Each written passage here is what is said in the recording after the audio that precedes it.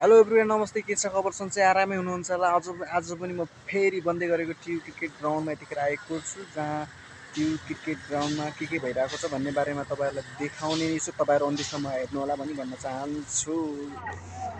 ट्यु cricket ground भन्ने बित्तिकै सबैको मनमुटुमा बस्न सफल जुन एक ग्राउन्ड हो, ट्यु क्रिकेट ग्राउन्ड नै हो। यो क्रिकेट ग्राउन्ड बन्दाखेरि एकदमै खुसी, एकदमै एक्साइटेड हामी सबैजनाहरू नै छौँ। र यो किनभने यो ट्यु क्रिकेट ग्राउन्ड छिटै नै बनोस् पनि भन्न चाहन्छौँ। यतातिर भने एकदमै कामहरू धमाधम भइरहेको छ। जुन काम फ्लडलाइटको पिल्लरहरू बनाउने काम भइरहेको छ, जुन एउटा खाल्टोमा 9वटा पिल्लर जाने भएको छ। पिल्लर हो यो फ्लडलाइटको लागि बनाइएको हो भने। र हामीले अर्को साइड देख्न सक्छौँ, यहाँ एक्सकाभेटरले टिप्परमा लोड गर्ने काम यतिखेर भइरहेको छ। र जुन भिआइपी एरियातिरको माटो लोड गरेर माथि चोबार गेटतिर जुन त्यो पहिलाको हिँड्ने बाटोमा खसालिँदैछ, किनभने त्यो तलको लेभल बराबर बनाउनको लागि त्यहाँ चाहिँ हाम्रो चोबार गेट साइडतिर माटो खसालिँदैछ भन्नुपर्छ। र अब आउने सिजनमा जुन हामीले पक्कै पनि सिटमा बसेर हेर्ने नै छौँ पनि भन्न चाहन्छौँ। र ट्यु क्रिकेट ग्राउन्डमा के भइरहेको छ भन्ने बारेमा अपडेट मैले भनौँ जानी नजानी बोल्न नजाने पनि, किनकि प्रयास हो तपाईँहरूको माझ पुर्याउने प्रयास मैले गर्ने नै छु। र यसो च्यानललाई सब्सक्राइब पनि गरिदिनुलाई पनि भन्न चाहन्छु। र देख्न सकिन्छ यतातिर एउटा म्याच पनि भइरहेको छ, जुन संस्थाको मान्छेहरूको म्याच भइरहेको छ भने। र यता साइडमा देख्न सकिन्छ फ्लडलाइटको लागि यो चेक जाँचको लागि मेसिनहरू राखिएको छ भने, जुन मैले भने जुन त्यो माटो चोबार गेट साइड यही बाटोमा जुन राखिँदैछ दर्शकहरू बस्ने ठाउँतिरबाट यसरी ढुङ्गाहरू झिक्ने काम र माटोहरू खन्ने काम पनि यतिखेर भइरहेको छ भने।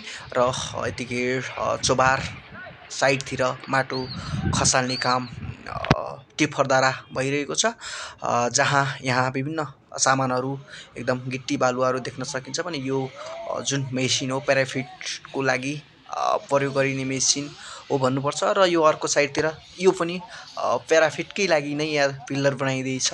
र यो जुन पिल्लर बनाउने काम भइरहेको छ प्याराफिटको, यो चाहिँ पिल्लर बनाउने काम ठ्याक्कै भन्नुपर्दा हाम्रो चोबार साइड गेटतिर जुन प्याराफिटको पिल्लरहरू तयार पारिँदैछ भनौँ, यहाँ बनाइँदैछ भनौँ। यो चाहिँ ठ्याक्कै तपाईँको आयुर्वेदिक भवनतिर हो।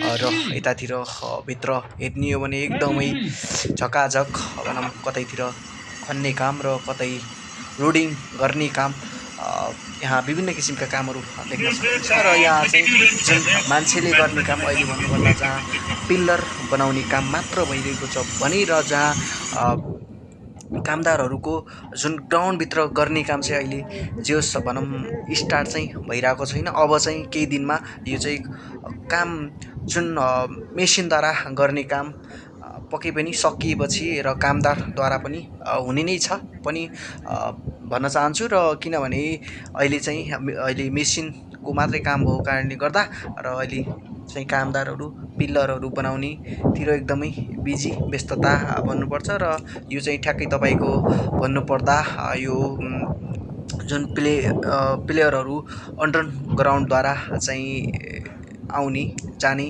जुन यो बनाइँदैछ, जहाँ यहाँ इट्टाहरू चाहिँ भनौँ न बिछ्याउने काम पनि एकदम यहाँ जारी भइसकेको छ भन्नुपर्छ।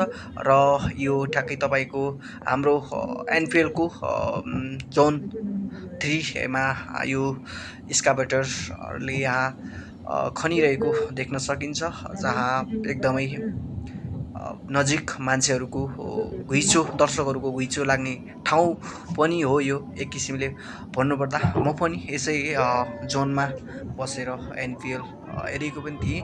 र अरूभन्दा यो जोनमा अलि फरकै खालको मान्छेको एकदम भिडभाड हुन्छ यहाँभित्र देख्न सकिन्छ। अहिले गेम पनि भइरहेको छ, जहाँ संस्थाहरू लगायत भनौँ टिमहरूको T20 सिरिज भइरहेको छ। र एकदमै र यो साइड त्यही हो, पिलरहरू बनाउने कामहरू भइरहेको छ र हेर्दै गर्नुहोला र माया गर्नुहोला, च्यानललाई पनि यसो सब्सक्राइब गरेर राख्नुहोला पनि भन्न चाहन्छु र ट्युबमा के भइरहेको छ भन्ने बारेमा म अपडेट दिने नै छु र त्यहाँसम्म चाहिँ सबैलाई यसो माया गरिदिनु होला पनि भन्न चाहन्छु। हवस्, थ्याङ्क यू, नेक्स्ट भिडियोमा भेटौँला।